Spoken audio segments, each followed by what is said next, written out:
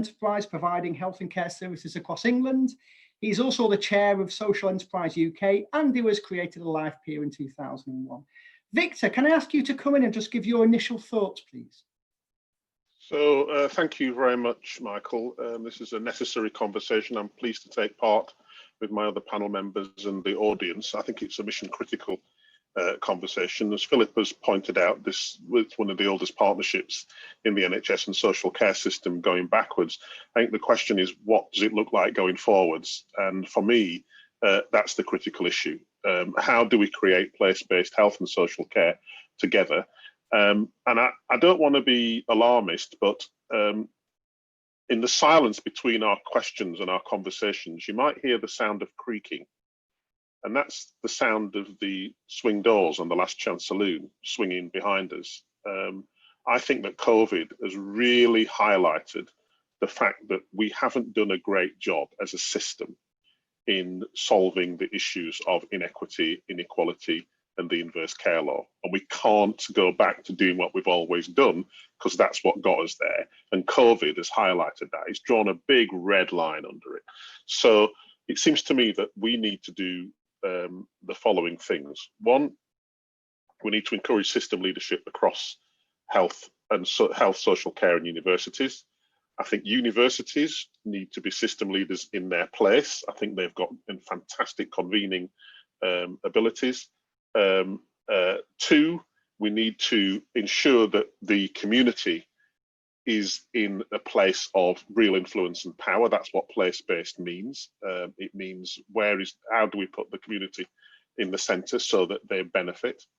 And three, we need to ensure that universities, and I think this is a really important piece for me, remain as relevant as they have been in the past in the future to the economic growth alongside health of place. That's what we need to do. Wonderful. Thank you, Victor. Next, Dame Jackie Daniel. Delighted Dame Jackie's here. Dame Jackie's she's been Chief Exec of Newcastle upon Tyne Hospitals NHS Foundation Trust since 2018. Dame Jackie began her NHS career as a nurse, and before moving into management has been a Chief Exec for the last 16 years, leading acute mental health and specialist trust, and is a real proponent of the NHS as an anchor institution. Dame Jackie, please, likewise, your initial reflections. Thanks, Michael, and hi everybody. It's lovely to join you for this, as Victor said, really timely and important conversation. So I sit in Newcastle Hospitals. It's an amazing place to be. It's been twice rated outstanding, very large anchor institution with lots of fantastic assets. But you know, I look out the window there and I look out towards the communities that sit all around us, and they are some of the most deprived in the country. So I don't sit here resting on my laurels that we've got all these amazing assets and got such a great rating when that's the backdrop. So what we've been doing is creating, and I think it's particularly important. It's not just, I also chair the Shelford Group. I think it's particularly important for large teaching tertiary organisations which have got usually scale and size and enjoy, if you like, a really close relationship with the universities. But what we've been really doing in Newcastle over a couple of years now is creating what I call sticky edges with universities, but also with the local government, city council, and with local business and enterprise sector to join up our efforts on health, wealth and well-being. And when I look back over the last couple of years, it's been amazing, you know, the kinds of things we've been able to do, from, you know, achieving an academic health science centre status together to create Newcastle Health Innovation Partners, but also to join up services, including social care and mental health locally. Our universities have played a real centre stage in bringing about that model. And I'm sure we'll come on to it, but the time is now, as Victor said, we're in the middle of a pandemic. What we've been able to do, because of the relationship with the university, is create what we call ICHNI, which is the Integrated COVID Laboratory, which has not just got the biggest lab in the country. We've just created 1,000 more jobs, which we've successfully recruited to. But it's also got an innovation lab, which will build a centre to test new technology in the fight for this and, dare I say it, future pandemics. So I'm sure we'll get into a wide-ranging discussion, but the coupling up between health, wealth and well-being is absolutely critical. That's excellent. Thank you, Jackie. Next up, delighted to introduce Dr. Farzana Hassan. Farzana runs a general practice in Newham, East London.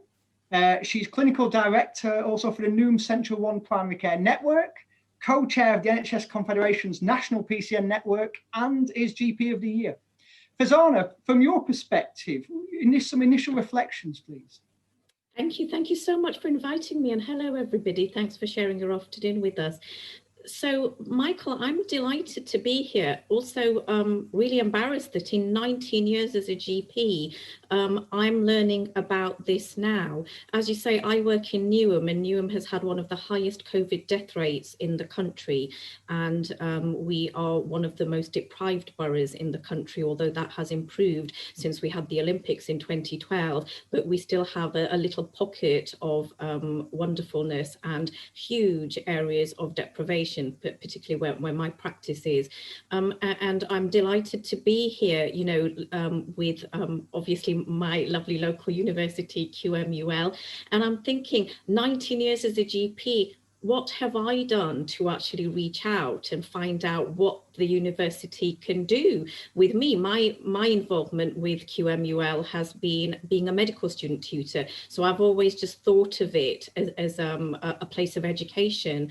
And we know, and I can see, Michael, whether I'm in my consulting room with my 5,000 list or whether I'm listening to members at NHS Confederation, we know that COVID and post-COVID, as we go into, it's not just a health problem.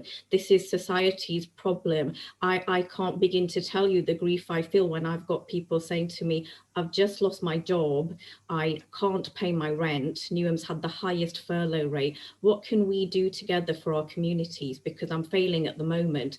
And having a fantastic chat with Emily just a few weeks ago really helped me see the potential of partnership working, small steps, but I didn't even know about it until now. So better late than never, as Victor says, moving forward. And I loved Dame Jackie saying sticky edges. We need to get a bit more sticky, I think, in primary care. And we're ideally placed for it because we know our communities. Thank you. Thanks, Farzana, and I'm sure the issue about that primary care engagement with the universities will feature in this. Really interesting to get the perception of people coming, joining the call as well about how they reach out to you, not just vice versa. Last but not least, introduce Peter O'Brien. Peter is the Executive Director of Yorkshire Universities, which is a regional association for 12 universities and higher education institutions in Yorkshire and the Humber. Peter is also a visiting fellow at the Centre for Urban and Regional Development Studies, Kurds at Newcastle University. Peter, from your perspective, please, some initial thoughts. Thanks very much, Michael, and thanks for the invitation to speak to you this afternoon.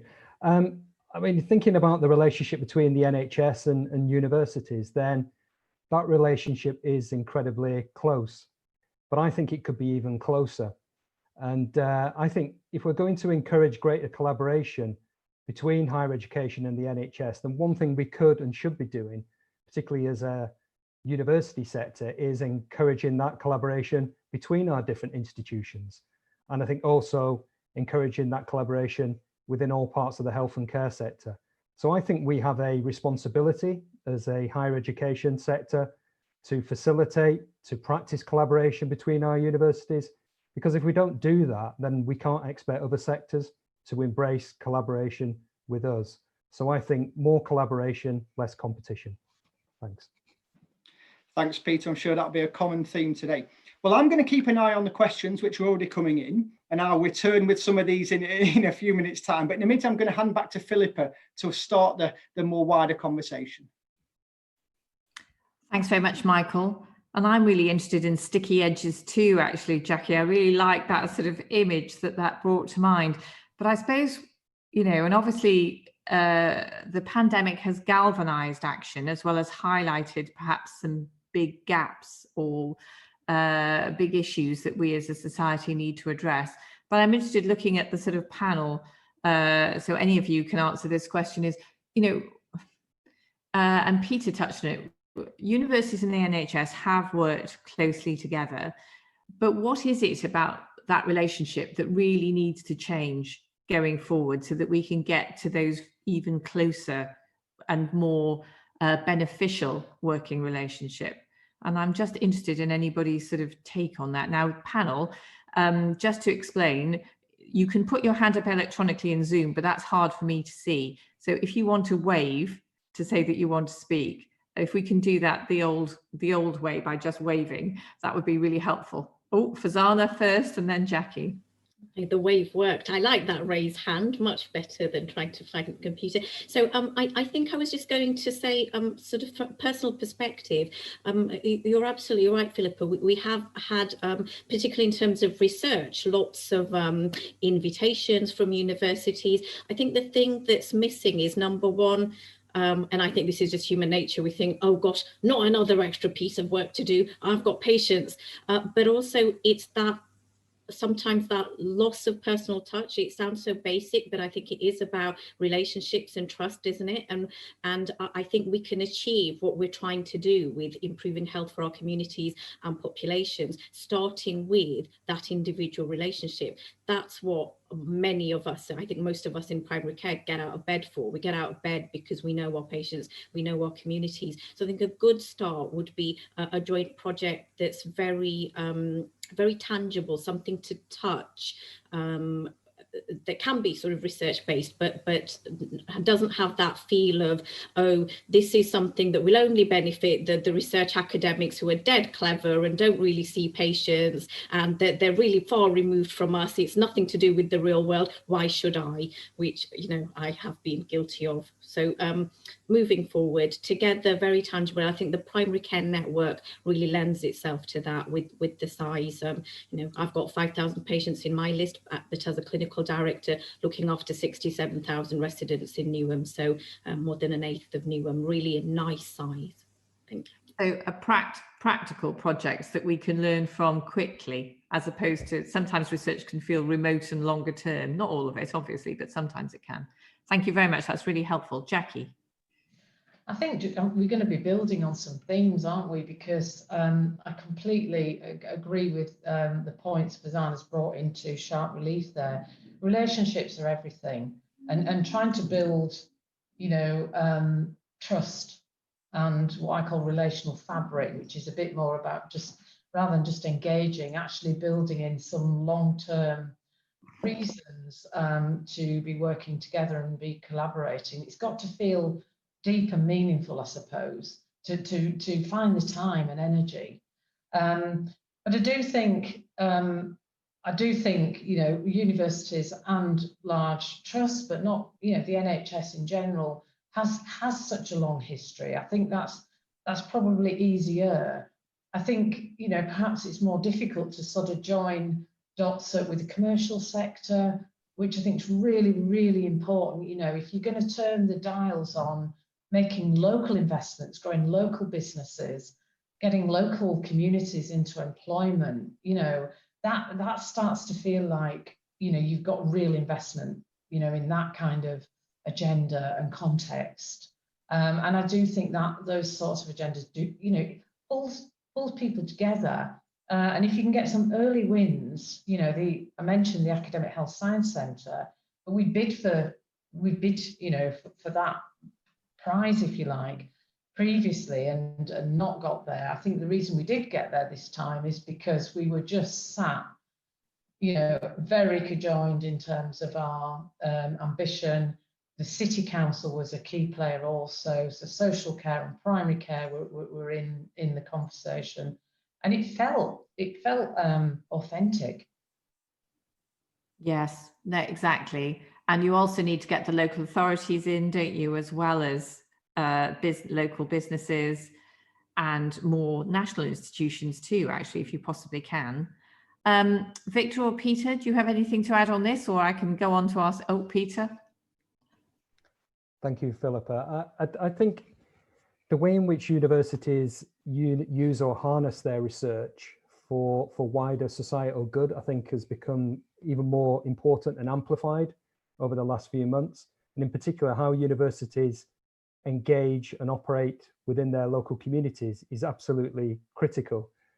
So I was struck yesterday in the Sunday Times that the Bradford Institute for Health Research, John Wright, who's leading on that, the work that that institute is doing with the university, with the city council, with local communities about building public trust in the city around potential vaccines, and the way in which students are supporting this particular activity absolutely illustrates, I think, the importance and the value of universities working hand in hand with local communities, with the health and care sector, around seeing how their research is applied in a way which has real benefits for local people.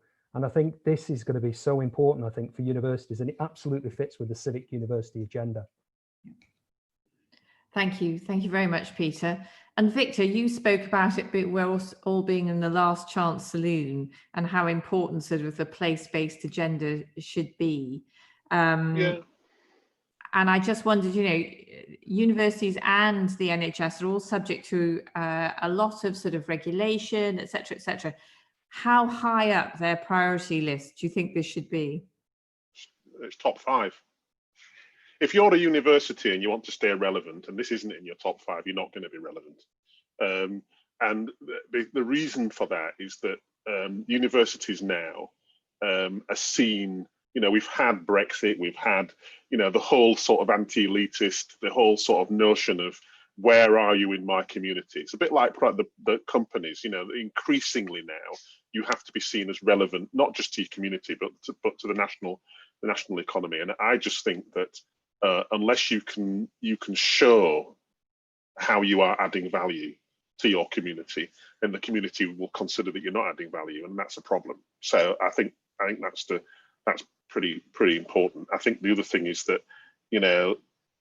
in order to move the needle on population health, it's not just about the acute sector operating well.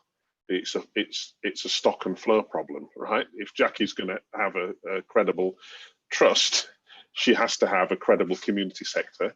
And in order to have a credible community sector, you have to have a credible community. And I should tell you, I think the biggest challenge most communities are going to face over the next 6 months is going to be mental health, because we know that for every 1 month and someone's unemployed, the mental health deteriorates.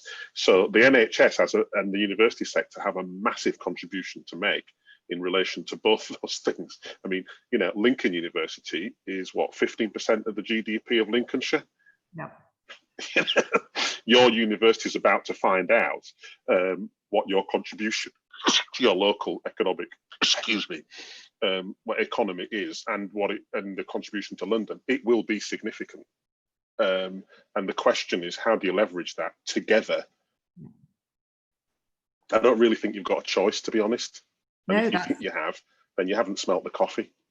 I completely agree. I just wondered, because as everyone said, day to day, you can have lots of other sort of what I might call immediate things and this is about how we ensure that we address these sort of really important strategic that get crowded out, that can get crowded out.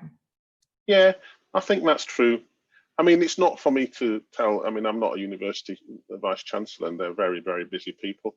But I guess you have to decide what it is that only you can do, and it's usually strategic. Yeah, absolutely. I'm going to go to Jackie now, actually. Looking forward over the next 6 months or so, and this mental health question, I just wondered sort of how you thought you were looking to work with the universities, etc., to try and address the sort of mental health well-being aspect. Well, I think there's multiple layers. So I do think it's quite important that you come together. So in the city, as I say, we're working with our universities and with the city council and local business sector in trying to join up the story about what's going on right now.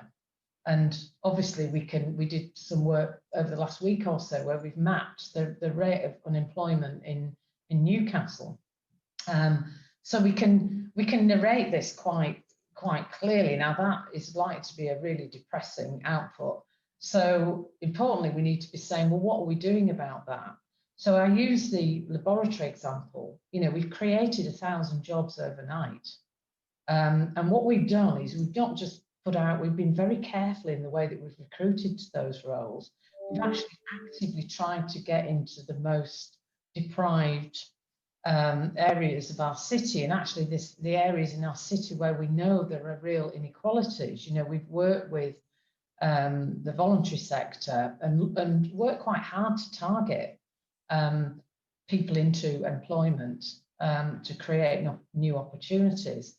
One of the other good examples recently is the hospital sold to the university a 29-acre site in one of the most deprived areas of our city.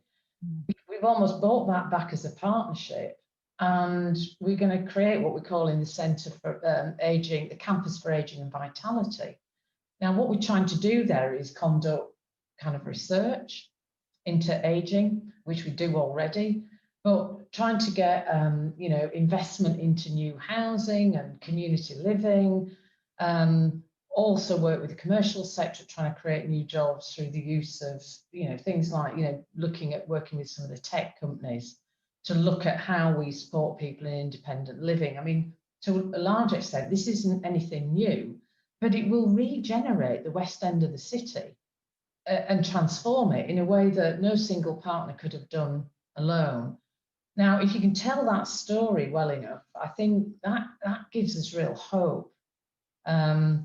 And prospect for the future. I think does demonstrate that we are all working in tandem on these issues. And ideas and opportunities breed ideas and opportunities, don't they? It gets infectious in a good way.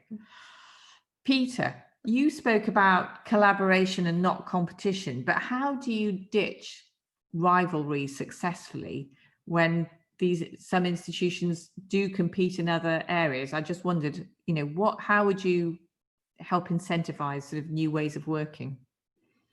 I certainly think the national system could do more to encourage greater collaboration, and I say the system particularly around higher education. Yeah. I don't think it does enough to encourage collaboration and partnership, and so I think there needs to be something around that needs to be then much more place focused as well at times, and to reflect and understand the way in which geography matters enormously. And I think we're seeing signs of that, and I think that's encouraging, but I think there can be much more on that. Certainly from a Yorkshire University's perspective, what's been really important amongst our members who are of a diverse type, Russell Group Research Intensive, post-92s, small specialists, a whole range of different universities, is to have a very clear focus on the economy and on society, and what it is that universities can contribute towards that. And we're absolutely driven in that kind of work. Very clear in our strategy that it's about ideas, it's about research and innovation, knowledge exchange, it's about talent, it's about upskilling, and it's around communities. And you can be both globally excellent, I believe, and also locally relevant and locally impactful. And you're seeing that through actions and through initiatives in Leeds City Region and Sheffield City Region, where universities are coming together as anchor institutions to try and direct their spend more towards the cities in which they're situated and to local people, and to come up with some very clear ideas around how we're going to build back better after the pandemic. So I think there's hope and there's optimism, and we can do that with really good leaders like we have in Yorkshire, in our higher education and elsewhere sector. But I do think the national system, Philippa, can help enormously and be much more encouraging of that collaboration. I agree with that. I think we could talk about that more offline, Peter, actually, see what can be done about that. Farzana, you mentioned, obviously you see people right sort of in the front line of the impact of COVID on their lives. And so, and you've already mentioned, the possibility of working with the university on the sort of some practical projects.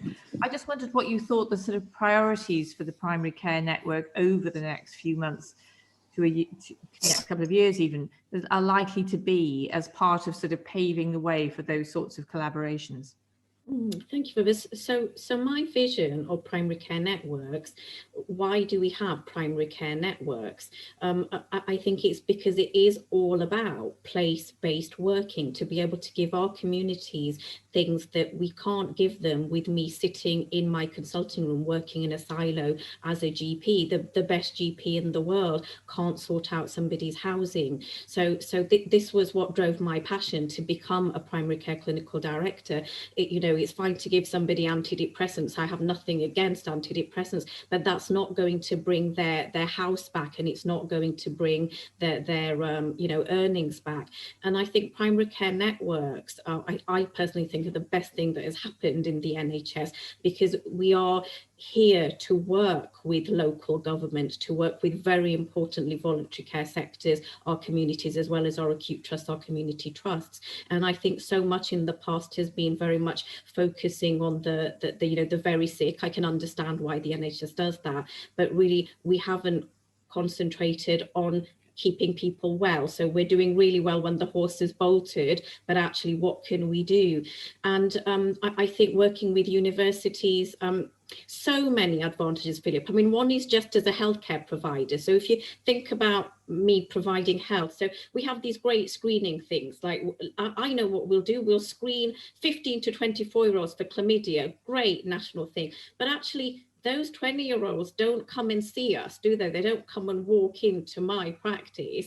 But this was a friend's daughter. She said, oh, yeah, I had that at university, and I got a free cinema ticket every time I gave my urine sample. And of course, they had great uptake. So there are these simple things where we've got assets in our universities. Mental health, Victor talked about.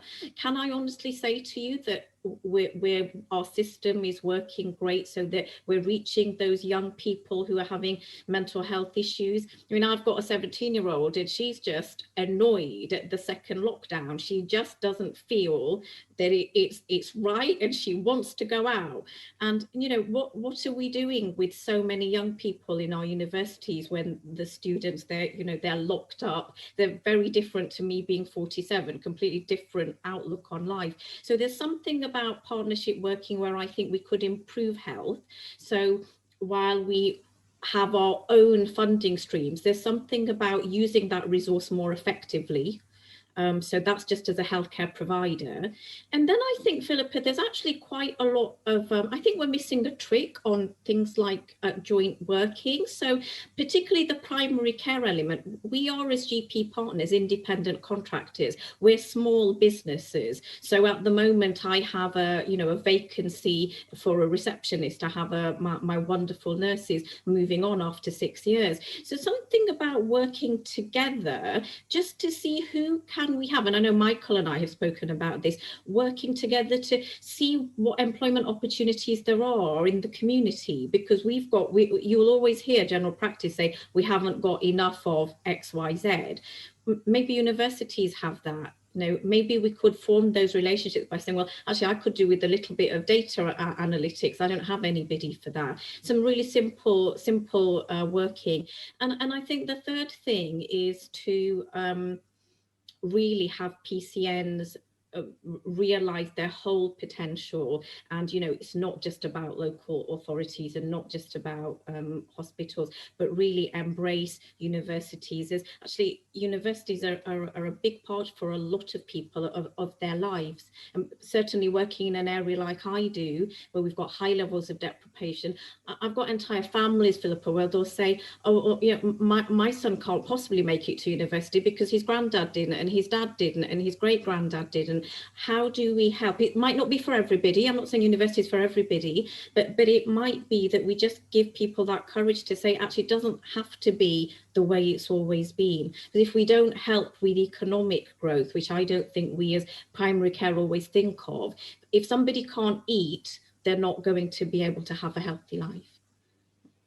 Thank you very much. Thank you very much. Absolutely. I couldn't agree more with that. I'm now going to hand you across to Michael so you can take questions from the floor. So Michael, over to you. Thank you, Philippa. And the comments and question box has been flowing throughout, not just with questions, but with reflections. I think actually some good examples of local practice emerging, questions for everyone. I guess something that's coming through quite strongly, something about shared values for collaboration. So what can we do locally, but also actually what can we do regionally, Peter, or nationally actually, to support some of the practicalities of working together and developing these shared values, which I guess, Dame Jackie, I'll come to you first about Newcastle. How have you developed those shared values across the city with your partners? I think in multiple ways, really. I mean, I think first of all by connecting as leaders quite often. I mean, there's a comment in the chat box about, the leadership is really, really important. So if I'm not talking about this quite a lot, and I feel like I can speak on behalf of my university leads or my city council leads. I don't worry about stumbling over that. So I think the first thing is, develop the relationships and kind of come together on common agendas and realizing that, we are completely much stronger than the sum of our parts. I'm sort of minded to sort of read across to other agendas like the climate emergency. And as you know, Michael, we kind of held together and declared in sync our climate emergencies. And that's a very, very powerful message. And it attracts attention, and being prepared to connect with, I mean, there's a question about, smaller organizations, general practice, you've got to be prepared to be connecting points on all of those points because you're so much stronger when you sit together. Thanks, Jackie. Victor, you sit, and you witness it with your university hat on, the board meetings there, and then you of course in the charity sector, also in the NHS. I mean, are we a long way away from each other, or you think culturally are we coming together? And we're actually, our leaders are all thinking the same things and ready to connect, as Dame Jackie has mentioned. I think somewhere, in some places, sometime, right? Sometimes. So Jackie's example is a good one. She's taken a system leadership role. I probably think between 25 and maybe 30% of all leaders in the NHS do that. In order for it to be both business as usual, sustainable, and move the needle, we need 60% of them to be doing that. In fact, we need 100% to be doing it, and we need to measure their success as leaders by whether they do it or not. And we don't do that at the moment. So Jackie's leading the way, and along with Fazana. I think I put up there, that is best practice. There's people doing this collaboration stuff, and they know how to do it. So we don't have to reinvent the wheel. We need to make it turn faster, and so it happens everywhere, not somewhere. I also think that some of the language, some of the barriers to collaboration across institutions are language barriers. So I did a piece of work called Get Well Soon, which I think led to some of the place-based stuff that's coming out of NHSE. In fact, I know it did. And one of the issues that we discovered in that piece of work were the language barriers, the translational barriers between institutions, even when they're talking about the same thing. So, and I think that speaks to Jackie's point, which was very well made. Ultimately, this is about relationships, and it's about the leaders of a system leading those relationships and being seen to do it, making their borders, as Jackie very well put it, sticky. I would argue porous. So it's not just you sticking to the barrier, that you're actually allowed in, you're in it, and you're adding value. And that's something to do with setting collective priorities based on a collective understanding of the state of play. So I always talk about orientation. You get people in a room and you orientate yourselves around the common challenge. You all agree that this is the state of population health. Because once you've done that, the next question is, are you leading, following, or do you need to get out of the way in order to move the needle towards better? Thanks, Victor. Peter, we're getting some comments about different parts of the NHS and university landscape where we have interactions. Clerks have come up for except. How do we bring what are such diverse, landscapes? How do we bring them together to actually maximise what is going on and to relate the different parts of our own sectors to the changing economic and social landscape we face? How do we actually bring together that, you know, the sum of its parts so that they're more powerful? Well, I mean, I guess the sort of raison d'etre of Yorkshire universities is to try and facilitate and help that, certainly with our members, you know, and our members are our you know, stakeholders in what we do, and they expect and want us to help break down some of that barriers within the higher education sector, but equally between HE and local government and health and care sector and businesses and other different institutions. It's not about reinventing the wheel, as Victor rightly said.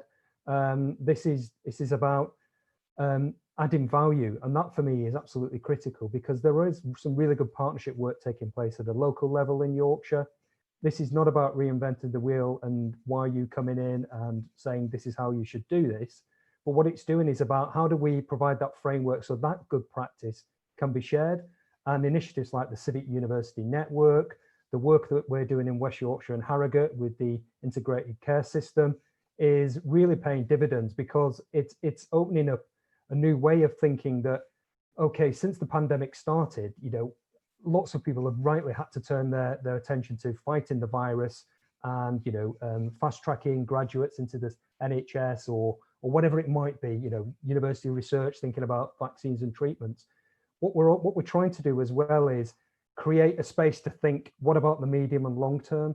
What about when we do hopefully get out of this and we're thinking about what sort of region, what sort of communities, what sort of localities do we actually want? And I think you need some kind of, I'm not saying intermediary, but some basis and some framework and vehicle for having those conversations. Senior leaders are just absolutely bound up at the moment, rightly so, and certainly in the higher education sector. Well, lots of testing of students is starting today, thinking about what's going on within their institutions. I think what we say is, look, I think we also need a conversation about what's going on outside those institutions and the way in which things outside your institutions impact upon your everyday job. And that's really, I think, where Yorkshire universities and why you can add some real value and have those sort of conversations, Michael. Thanks, Peter. And before I come for final reflections, I mean, you know, we could keep on talking for hours on this. For Zana, just there's quite a push about direct representation and involvement in and through communities in our work. You know, and I guess actually you mentioned, you know, passionately your role in how you see the people that come through your front door of your surgery. I guess that's one real offer of primary care networks, isn't it, to our, you know, huge universities and that research space. Actually, you know, almost the acid test of involving primary care is that direct relationship with communities. I think so, absolutely, Michael. And I think, you know, we've spoken, you've invented this brilliant word that I keep using about being global. So, you know, thinking about global and being able to make that strategic change, but then we're delivering this locally. You know, I don't want to just be talking about this in the next 5 years. I want to have shown that we've done something about this, as Victor says, last chance saloon. And I just think with the size and the fact that primary care is made up of small, really agile organizations, and primary care network, it is a small enough size. So if we do something and it goes wrong, it's not the worst thing in the world. Well, we still had a go. It's not a problem. And I think it's just time with our communities. I mean, one of my, I don't know why I get baffled by it, because we design so much for our patients and our communities without ever talking to anybody in our community. And my PCN board's exactly the same. We've been going over a year, we haven't got anybody from the community. And I think we could learn a lot in health from our university, and as Peter says, our local businesses, seeing these as helps and assets. And somebody's very beautifully put in the chat, let's stop thinking about our organizations, my organization, and start thinking about our partnerships for our shared purpose, which is about keeping our communities healthy and well. That will save money for the NHS in the long run. That will help individuals. It will help us live happier, healthier lives, which is, I think, what we all want. That's excellent. Philippa, I mean, I was just going to ask the panel for their final one-line reflections. Do you want to do that, or shall I? You're right, wonderful. Well, you know, I mean, there's so many issues come up. I mean, we'll have to go through the chat function afterwards, I think, too, just to draw out some of these really points, and brilliant to have you all there. I'm just going to, you know, you started with some reflections. We've been through the conversation. I just want to get your very final thoughts now, and I'm going to go in reverse order. Peter, what is the sort of the take-home point from your perspective? Could be a personal reflection, could be a thought on where to go next, could be a call to action. Look, I think, Michael, you know, I started working in partnership roles almost 20 years ago. Partnerships and collaborations are about making existing systems work better, typically. They're really vital, but they can be difficult at times, and achieving success is not guaranteed. So, you know, we need to work really hard at these. Senior leaders, leadership have a real role to play. They can make all the difference. The national system equally can as well, and the national incentives there. But for me, the pandemic and the work between universities and the NHS, the wider health and care sector, local partners and communities has really demonstrated that it's only going to go one way. And I think, as Victor said, we're in the last chance sort of saloon. So I'm not saying this is all going to be really easy, but I think we can achieve so much more by working much more collaboratively. Thanks, Peter. Fazana, last thought on your mind for the audience? So a challenge to myself, keep this in mind when it all gets busy and there's, you know, COVID vaccine delivery and everything else to think of in our day jobs. Keep it in mind. Talk to 3 friends about it. See what they think. Little spreading ripples. See what they think about it, because they may never have heard of it as I hadn't. So yeah, just 2 simple actions to start. Thanks, Fazana. Dame Jackie, vaccine, something on your mind too, no doubt. What's your last reflection? And my last reflections go back to the beginning of this conversation. I think Victor coined the phrase, it's last chance saloon.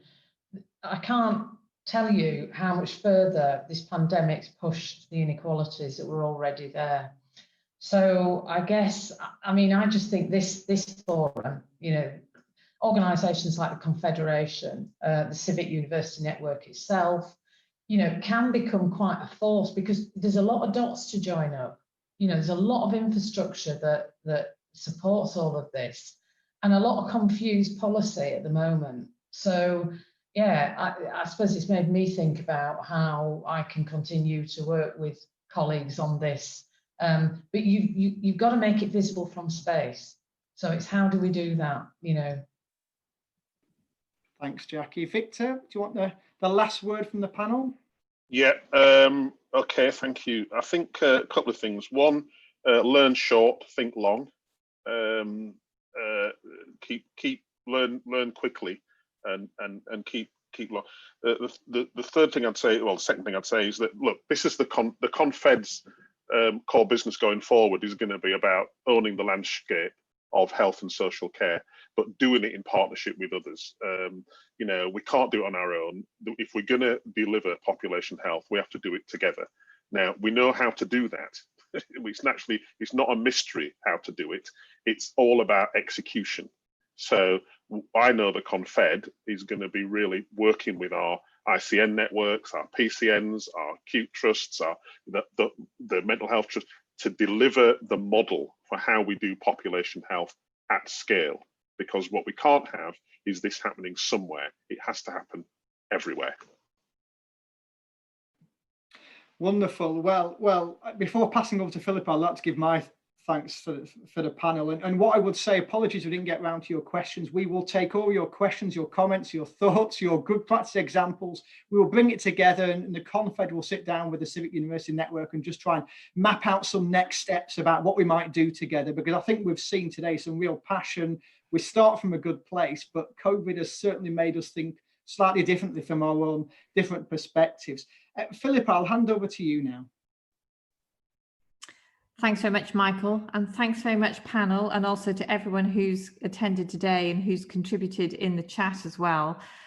I mean, one of the reflections I have from it is, obviously, this is a very important time, and as Jackie said, with inequalities deepening actually through the pandemic, but also how do we make space for these partnerships and collaborations, which we all agree are important, but do it with that personal touch that Fazana mentioned, because somebody's also mentioned in the chat, people don't always know who to contact. Institutions can look very opaque. So even though there might be lots of energy and appetite, it's how do you find it? How do you uncover it? And how do you get the right people in the room to have those conversations? So having, and I think this is a reflection for next steps, Michael, how do we make sure that we've got the intent and intentions captured in structures that will survive the sort of pressures of everyday life, and that will survive people moving on and changing jobs, that we have that clarity and consistency and focus on the importance of these sort of partnership agreements and how they're developed, and how we keep that focus when other pressures arise, knowing that this is really important for the long-term health of the community. I'll leave it there, but that's the thing that's sort of in my mind. How do we do that so that we can be successful? But thank you all so much, and thank you very much, panel, for giving of your time this afternoon. Thank you very much, Michael, the Civic University Network, and the NHS Confederation for hosting. It's been a delight. Thank you very much. Bye.